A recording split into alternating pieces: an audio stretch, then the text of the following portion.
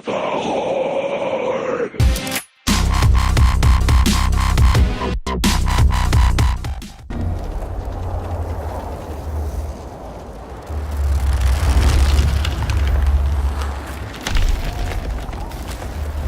For the storyboard phase, this is our chance to actually start drawing things, putting it on paper, taking a look at it. And if we don't like something, we can easily just throw it away and start writing something again. It's a cheap process to go and find our story beats here and see what works in the beginning stages. You also use this for composition, right? In terms of framing up shots and what you want in the shot and those sorts of things, right? Yep, absolutely. Because basically, when we're telling a story through pictures, as much we have character performances and dialogue. We are trying to we're telling the story visually.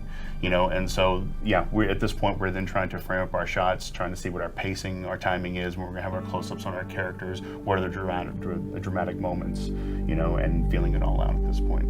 No, cool. And then the one thing that I find interesting, There's only one thing, by the way. He only finds one. In this scenario, in this moment here, is because games are so unique in that there's a very gameplay component to the story, and then there's the story part of the story, and then where you're going through and which one feeds into the other one? Is the gameplay idea come first and then it leads into the storyboarding process, or is there some storyboarding process that you go to Rod and say, hey, this is some of those story beats that I want to tell? How does that dynamic work out? It's generally driven from the game. Like we don't go all the way down. Like the story has to feed the game and the game has to feed the story. And so one of the things we generally start to do is we start with a narrative of what's the story that we want to tell, or at least kind of big beats. And then we kind of put down, we sort of think of it as building a body, if you will. Like we will find a spine of a story. We go like, this is the kind of arc we want this character to have, or these characters to have. And then as we then think through like what are the moments that we want to have along that journey, and then where are the places we want to go, what are the types of gameplay, what kind of the enemies. And so it starts with what do we want the story to be, and then from that we then start to think about what are the gameplay moments we can have within that, and what are the story moments we can have within that. And so we work with Tom, our writer, and we sort of, and Matt, who's the head designer for the campaign, and the narrative team, to kind of figure out, okay, like where do we want to go with this, and then we start to hit the sort of different story beats. And I think one thing that's interesting about that is that you know, we're always trying to sync up as much as we can between gameplay and the cinematic and story side and the storyboard side, because a lot of times in gameplay you're trying to, I think has been put, finding the fun, you know, and there's times where you had a plan in mind in which you're moving forward on the gameplay, and you had a story beat in mind based on that gameplay, but now gameplay has changed, or you've had a process that's been improved, and you realize, hey, we like this better, people are responding to this much better than what we had before, we now need to modify the story to support this, you know, so that's then where we have some change, we have some flexibility, and that's then where we can actually do that in the storyboard and the previous process and make those changes. Yeah, I guess because you haven't captured any actors yet, or there hasn't been a lot of far down the road work that you have to go and do reshoots or reanimations or what have you. That would be, now's the time to make the decisions around what's working and what's not.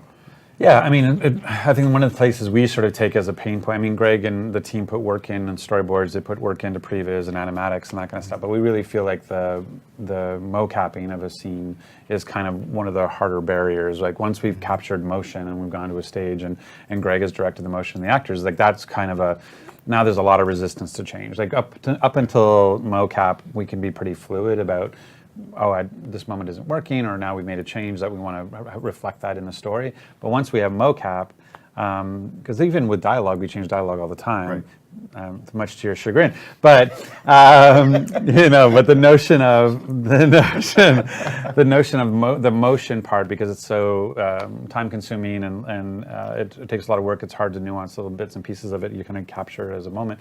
Like that to us is sort of a threshold. Once you cross through, we've got the motion. Then we'll actually do things where we'll change dialogue to make sure we can keep the motion, or we'll make other things like where we try to hold on. We don't want Greg to have to do a reshoot. So even if we're making changes to the story late, we oftentimes try to find a way to do it in a way that doesn't impact what motion he's already captured. Okay. Sure.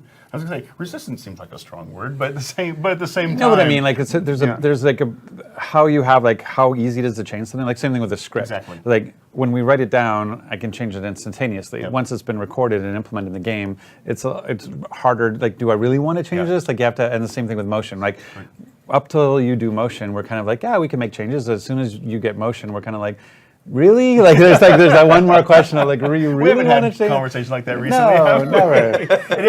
But it is always about, we might want to unwind a little, and it's just sort of to it's how much do we want to unwind, and sometimes it's a little unwind. It's just like, okay, we're talking about the center of the spring here. You don't want to unwind that far, So there is some flexibility. But. We may have talked about change of motion about 90 minutes ago, by the way.